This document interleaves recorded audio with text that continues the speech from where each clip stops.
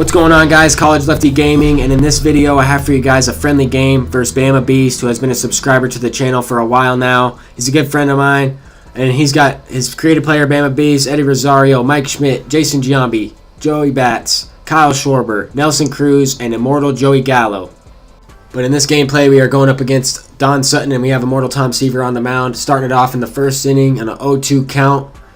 This is his creative player, and I was able to get him with that changeup. Tom Seaver's changeup is absolutely unreal. If you mix in the sinker and the changeup effectively, here I go with the changeup again. Mix in that 12-6. Just his pitches have the best delta in this game besides the knuckleball pitchers. But for an Immortal, I think he's the best Immortal pitcher in this game. Here we got two strikeouts in the inning, and then we got one Mike Schmidt to fly out on an inside pitch with a sinker there, I believe. Here, I thought I got that one with Ken Griffey, but it is what it is. Popped it up to second base. Right after this swing, I did check the wind. I wanted to see what the wind was. It was actually blowing in 9 miles an hour. I'm not sure. I think I skipped us pausing it. Okay, I did pause it there for a second, 9 miles an hour in, but I didn't want to keep it paused for too long. We actually thought about quitting this game and restarting, but I told him, I was like, let's just play it, man. I didn't check the wind right away. And that's on me probably, but next time we play, we'll definitely have to play in a dome or with the wind blowing out or something like that. I just think the wind is a little bit overpowered in this game. But here we go, we're Babe Ruth. I thought I got that one, but squared it up. I didn't think it was going anywhere just by the angle, the launch angle of the ball. But here we're facing Joey Bats, 98 miles an hour from Tom Seaver. I mean, he runs it up there as well as he throws the changeup 72, 73. It's just 27 miles an hour difference is crazy. 25 miles an hour even on the average is pretty nuts. But here Chipper Jones is leading it off. I got under that one. I missed it with the PCI just a bit. This was on Hall of Fame difficulty as well. He has a left-handed second base creative player. I noticed that. I thought that was so funny in this game. But there, as you can see, I was off of it, a little bit off the end of the bat. Just Chipper Jones is really good. If I didn't have an Immortal, I don't think that's a base hit. I definitely thought he had some similar swings in this game that he didn't get rewarded for. But anyway, there Albert Pujols was ripping one through the hole there. I swung at a terrible pitch with Kyle Schwarber. Brings up Cal Ripken Jr. with one out. Throws the knuckle curveball just a little bit inside there. I was sitting on something over the middle of the plate, something low in the zone, because I didn't think he was going to try to get a double play. There could have easily been a double play. And this play actually changed the game entirely. If Jose Bautista makes that play, he might not have been able to get both outs in that one because Ripken has 62 speed, not bad, but he would have at least got an out at second. And there I'm able to get a hit with Stan Musial. It just changes the whole inning with that one base hit that is a ground ball to third. Here I'm taking the strikeout all the way with Tom Seaver. I got Griffey up at the plate with two guys on. I don't even want to hit into a double play in that situation. Not even worth it to bunt him over. And there I'm sending one deep with Ken Griffey. And it's a no-doubter on a slider low and inside. I did show the feedback on this one because this was one of the true hits I should have gotten in this game. Maybe. It still was a little bit off there. It wasn't perfectly squared up. But Griffey's just too good in this game, man. He's the best card overall in this game. That was a power swing there with my creative player, ripping it through the four-hole there. And that's going to bring up Babe Ruth here with 2 outs in the inning. And I'm just looking for a pitch to drive. I mean, I got one earlier in the game. I hit all right. There, I squared it up, but I hit it right to center field. The wind blowing in, that's not going to do anything. I can't expect to get a base hit on that, especially with the wind. If there was wind blowing out, maybe that's off the wall, maybe that's driven out to center field. But I mean, same type of thing here. I thought he could have had a couple home runs. Maybe this one could have went out. I thought he squared that one up pretty good, early good, 101 hit velocity. But there's a little bit of randomness that goes into this game here. Joey Gallo rolls one over. I kind of missed my spot on there with the slider, but he just hit it to second base. But here I tried to hold up with Albert Pujols. It was a slider low and away, and I don't know if I power swung on that one, but either way, the umpire is ringing me up. That brings up Kyle Schwarber on a 3-0 count. I'm really looking for a pitch over the middle. He throws one that's pretty close. I did swing at it. I mean, it's not the best approach there with 3-0, but Kyle Schwarber, if anything is hit well, it's hit hard. So as you can see there, line outs into the shift. But I did get a little bit lucky in this game, I want to say. I definitely thought it could have been a closer game, and at this point, it could have been, I don't know, 5-2, 5-3. It could have even been 2-2, because if that Ripken ball is fielded, that changes the entire inning. That's just, I mean, I thought about that from there on out. I thought about that in this game. But Tom Seaver, I could tell Bama was struggling with him. We were kind of talking back and forth on PSN messages during this game, and he was just saying, like, dude, this guy's filthy.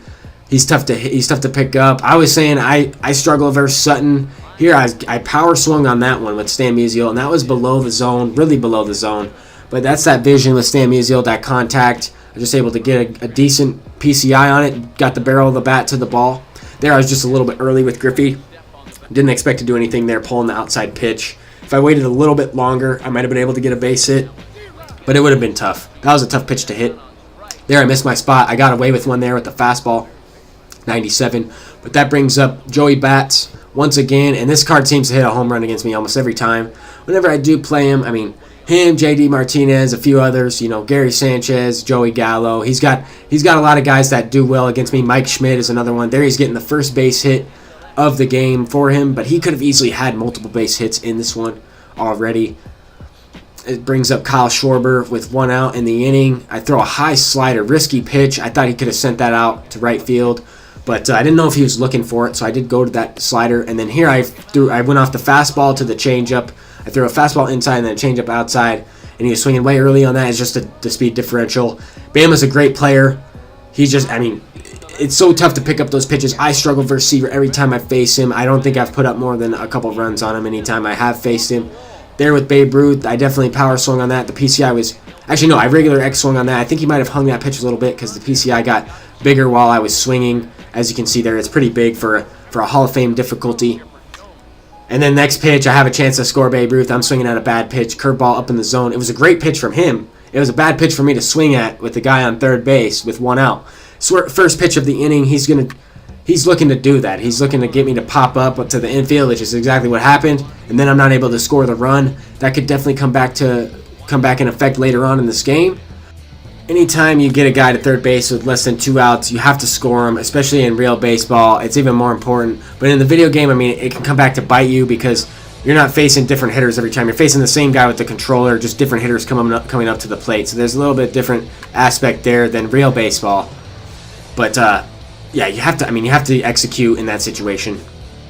Here I have Immortal Cal Ripken up on an 0-2 count. He throws a slider or a curveball up in the zone. It was a breaking pitch, and I ripped it. I was sitting on a pitch up in the zone. I ripped it, but it was not hard enough. It didn't even get off the wall there. I wasn't sure, so it was a curveball and hit 100 miles an hour. That's all I can ask for. I mean, I don't expect to get a hit on that every single time. I did slightly miss it with the PCI, but it was hit hard. That's all I can ask for in that situation. There with Musial, I definitely got under that one, popped it up. I can't say anything about that. Here, bringing up Eddie Rosario, I think this is Eddie Rosario. He had the same stance as this creative player. But anyway, the sinker up in the zone could have easily been destroyed. I thought that could have been sent out to the gap. He might have been on top of it, but I've been in the same situation where if you do throw a sinker up in the zone there, he hit 110, and it seems like you can even get under it, and it'll still be a ground ball. It's just something I noticed. It might not be that way, but it looks that way, if that makes sense. The feedback might be slightly off. I'm not sure what it is. It's a weird play. It definitely could have been rocked. Same with this one. That slider got way too much of the plate. I thought Babe Ruth actually might make an error on there because I was not quite underneath the ball, if you did see that one. But here he sends one deep to Jason Giambi. I missed my spot completely. I figured I'd give Sam Musial a couple swan dives out there in right field.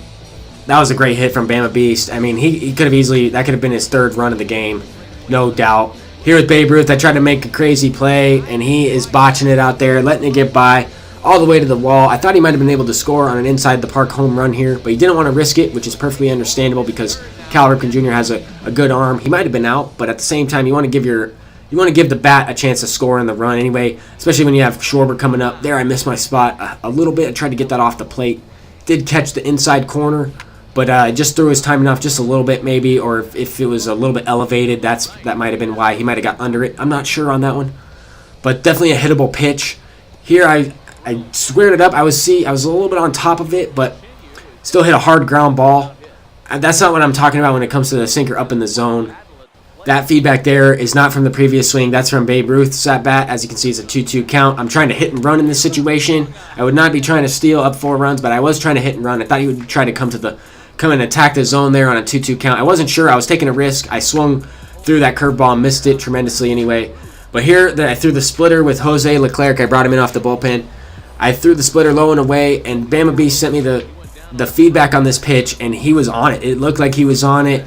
It was early and good, but I mean, early swings on outside pitches are definitely rewarded sometimes in this game. There I got extremely lucky getting the immortal Joey Gallo out on a curveball low and away. He rolls it over. And I say that, I mean, it is a joke, but at the same time, I'm serious. Joey Gallo plays better than a diamond card in this game. He might not be an immortal, but he's right there. He's in that same tier. He's in that same category. I don't understand how. It might be his swing. It's the power. The contact doesn't even matter on his card with his quirks that he does have. The live series ones anyway. I just don't know if they make his card that good in next year's game. Everybody's gonna know about it. Everybody's gonna use him all year round, just like they did this year. I don't know if that should be a part of the game, but it is what it is. There he brings in Jose Ramirez to pinch hit for his pitcher, gets a base hit with them. I was able to get out of it, get his creative player to pop up. There were 2 outs in the inning. Definitely could have made a comeback in that inning and made it a closer game, a 5-3 game, even though the game could already be that. But here, Chipper Jones, I was early on an outside pitch, and I pulled it. That's just an immortal card. That's immortal Chipper Jones. He's a great hitter.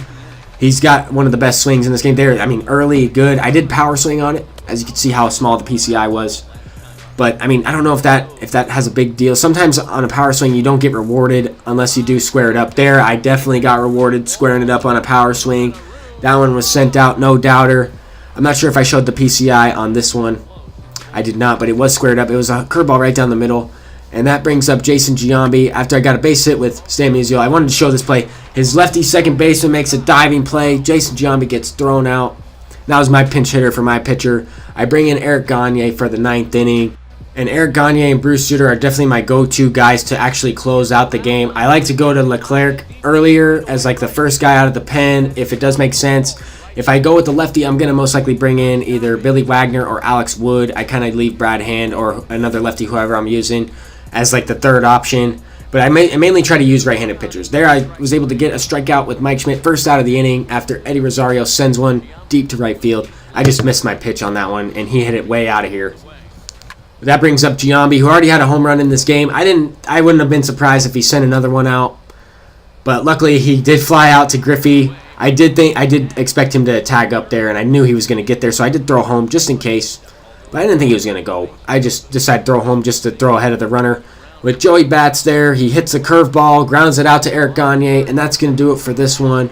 Bamabeast is a great player. I had a really good time playing him, and I look forward to playing him in the future, hopefully with the wind blowing out so we can hit a bunch of home runs and have a great time, because that's what all that matters in this one. As long as we have fun playing a friendly game, that's the most important thing. But Tom Seaver was the player of the game in that one. Griffey was doing well as well. But thank you guys for watching. That's going to do it for this one. I'll see you guys in the next video or the next live stream tomorrow.